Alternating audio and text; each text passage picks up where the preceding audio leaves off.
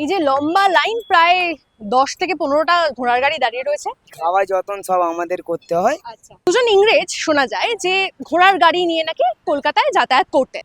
হয়তো মানে খাওয়া দাওয়ার টাইমিং নেই।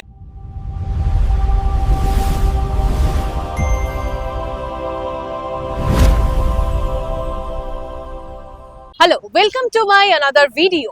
আচ্ছা, আপনাকে যদি জিজ্ঞেস করা হয় যে গাড়ি ঘোড়ার ক্ষেত্রে মানে রাস্তায় যদি আপনারা বেরোন, তাহলে সেক্ষেত্রে আপনার ফ্যাশন স্টেটমেন্ট কি? না জামা কাপড়ের কথা বলছি না, গাড়ির কথা বলছি। এবার কারোর পছন্দ হতে পারে অডি, মার্সিডিজ, কেউ কেউ বলতে পারে না আমার জন্য ঠিক আছে ওই ভার্না, গোচের এই সমস্ত গাড়ি। কিন্তু একটা সময় আপনারা সকলে জানেন, যারা বাঙালি যারা রয়েছেন কলকাতায়, যারা রয়েছেন কলকাতার বাইরে থেকে যারা রয়েছেন, তারা সবাই জানেন যে ঘোড়ার গাড়ি ছিল একটা সময় ফ্যাশন স্টেটমেন্ট। আজকে আমাদের ভিডিও ঠিক বুঝেছেন, ঘোড়ার গাড়ির উপর।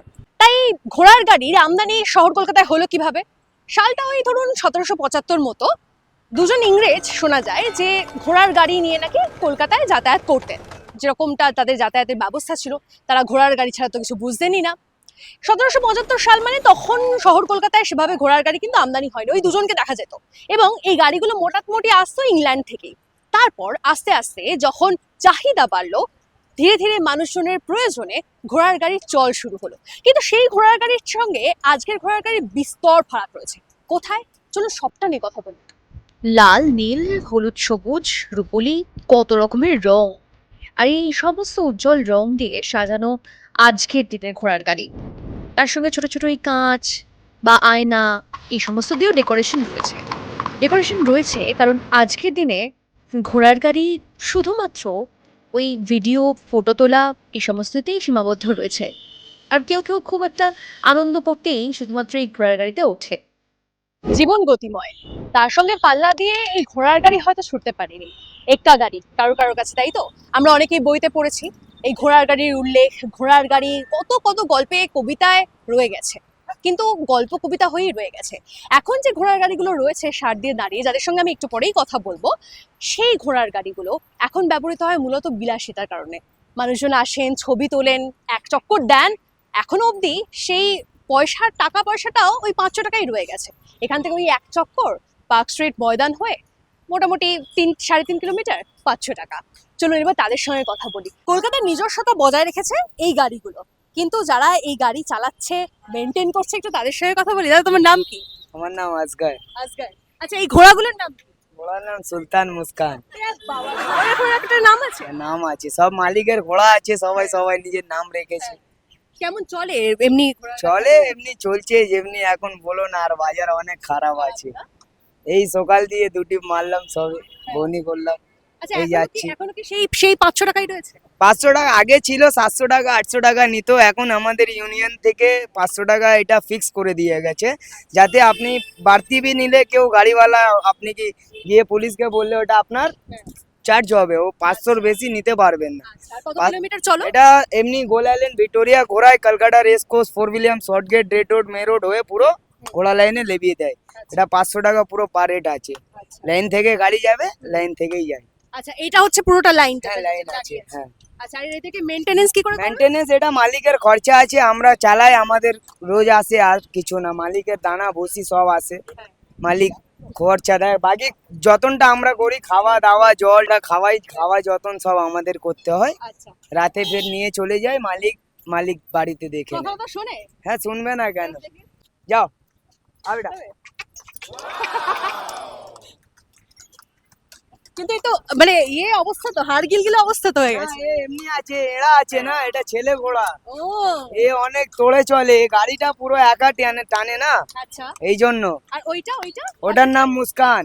ওটা মেয়ে? হ্যাঁ, ওটা মেয়ে আছে। আচ্ছা, ওর বাড়িতে একটা বাচ্চা আছে। বাচ্চা আছে। আচ্ছা, সেও কি ঘোড়াই মানে গাড়ি টানবে? হ্যাঁ, ও কি গাড়ি টানবে বড় হলে। তবে একটা সময় ছিল যখন ঘোড়ার গাড়ি স্টেটাস ছিল। এবার আসি একটু 19 শতকের প্রথম দিকে। তখন ঘোড়ার গাড়ি আসলে ভাড়ায় খাটতে শুরু করলো, এবং শোনা যায় যে তারপর থেকেই আস্তে আস্তে এই ঘোড়ার গাড়িগুলো ব্যবহার হতো মানুষের যাতায়াতের কারণে। জানেন তো, শহর কলকাতায় ওই পালকি বাহক যারা ছিলেন তাদের তো প্রচন্ড অহংকার ছিল, কারণ পালকি তখন যানবাহন ব্যবস্থার মধ্যে অন্যতম। কিন্তু ব্রাউনলো নামে এক সাহেব শহর কলকাতায় এলেন এবং এই পালকি বাহক যারা রয়েছেন তাদের এই গোমরা ভাব একেবারে ভেঙে দিলেন। কারণ তিনি শহর কলকাতায় তখন লঞ্চ করেছিলেন ব্রাউনবেরি। এই ব্রাউনবেরি কি চলুন বলছি।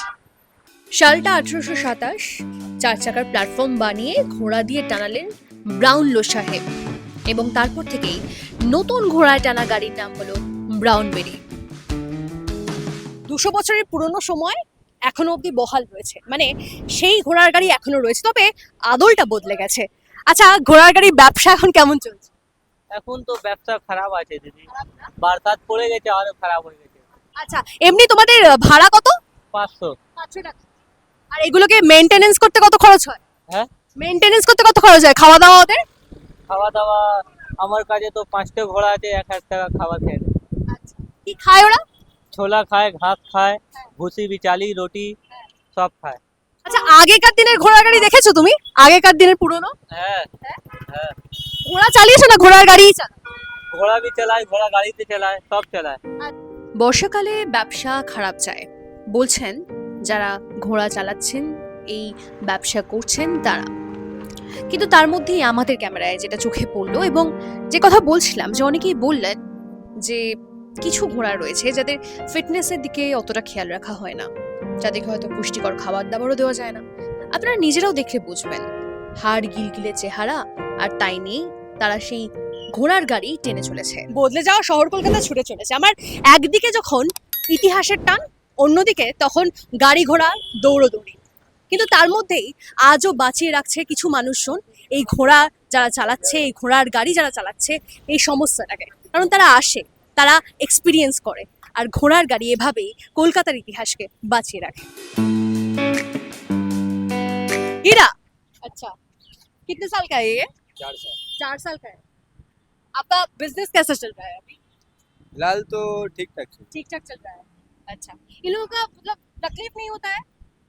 तकलीफ अगर नहीं हुआ तो अभी का डेट में जंगल वगैरह है नहीं तो खाएगा कहाँ ये भी सच है। से? यहाँ इंसान का मदद नहीं कर रहा, जानवर का कहाँ से करेंगे? सही बात है, सही बात है। सुनता है आपके पास? थोड़ा बहुत थोड़ा बहुत सुनता है, मतलब कभी भी आ सकता है इधर? कभी भी का पता नहीं, लेकिन फिलहाल आ सकते। দাদা তো ভয় দেখাচ্ছে যে ভিডিও করছি, যখন তখন বাঘিরা বাঘ হয়ে লাফাতে পারে। কিন্তু সত্যিটা এটাই, মানে বাস্তবটা এটাই যে আপাতত যেভাবে চলছে এভাবেই চলছে, এভাবেই ব্যবসা চলছে। এবার অনেকেই বলবেন যে যারা দেখছেন ভিডিও, অনেকে আমি জানি যে আজকাল মানুষ অনেক বেশি সংবেদনশীল, এবং সেখান থেকে বলবেন যে এসব ঘোড়ার গাড়ি বা হাতির পিঠে ওঠা উচিত না। আমিও এটাকে সাপোর্ট করি না, কিন্তু যেটা উনি বললেন সেই কথাটা হয়তো খুব সত্যি, খুব বাস্তব কথা। যদি এটা না হয়, মানে যদি ঘোড়ার গাড়ি না চলে, তাহলে ওনাদের কি করে চলবে? এই যে ঘোড়াগুলো, এত এত ঘোড়া, তারা খাবে কি, তারা বাঁচবে কিভাবে? আমি জানি না এদের জন্য কোনো প্রকল্প রয়েছে কিনা, বা কোনো রকম কোনো সরকারি উদ্যোগ রয়েছে কিনা, এদের দেখাশোনা ঠিক কিভাবে হয়, আমি আরো একবার সেটাও জানার চেষ্টা করব। কিন্তু এটা কিন্তু একটা ঘোর বাস্তব যে যদি এই বিজনেসটা না চলে, তাহলে আসলে এদের সবার চলবে কিভাবে?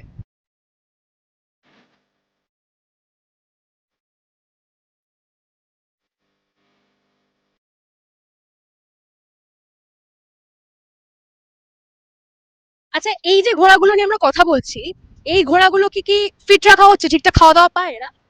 আমার নিজের ঘোড়া তো ফিট আছে, কিন্তু অনেক লোকের এদিকে অত ভালো নেই। হ্যাঁ, মানে আমি সামনে যেতে যেতে সত্যিই দেখলাম, এই জন্যই আমি তোমার কাছে এসে কথাটা জিজ্ঞেস করলাম যে এই যে এদের ওপর ঘোড়ার গাড়ি চালানো হচ্ছে বা বসানো হচ্ছে, এদের কষ্ট হয় না? এটা এই জন্যই বলছিলাম, কারণ সামনে অনেকগুলো ঘোড়া সত্যি শীর্ণকায়, মানে রোগা পাতলা। এটা কেন হচ্ছে?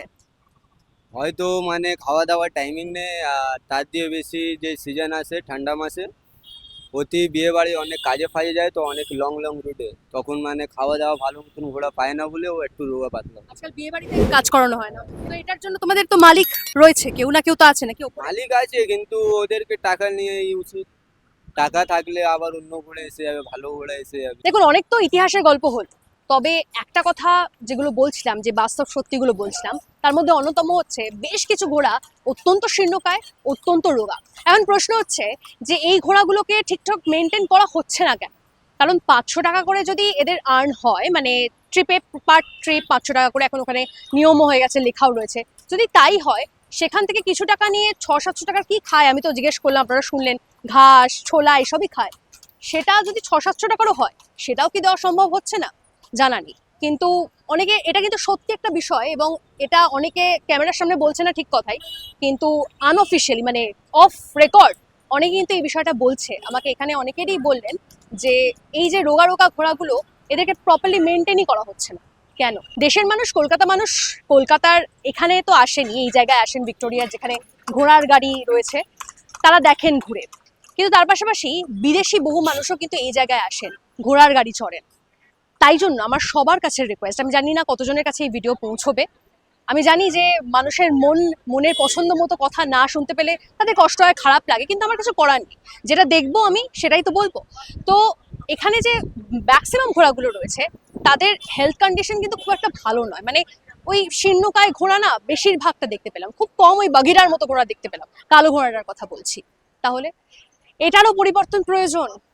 আর তাই জন্য কলকাতার ঐতিহ্যকে বাঁচানোর জন্য এদেরকেও মেনটেন করে রাখাটা খুব খুব প্রয়োজন। আজকে তাহলে ভিডিও আপাতত এই পর্যন্তই। ভালো লাগলে লাইক, শেয়ার, সাবস্ক্রাইব আরো অনেকের মধ্যে ছড়িয়ে যাক ভয়েস অফ তানভীর।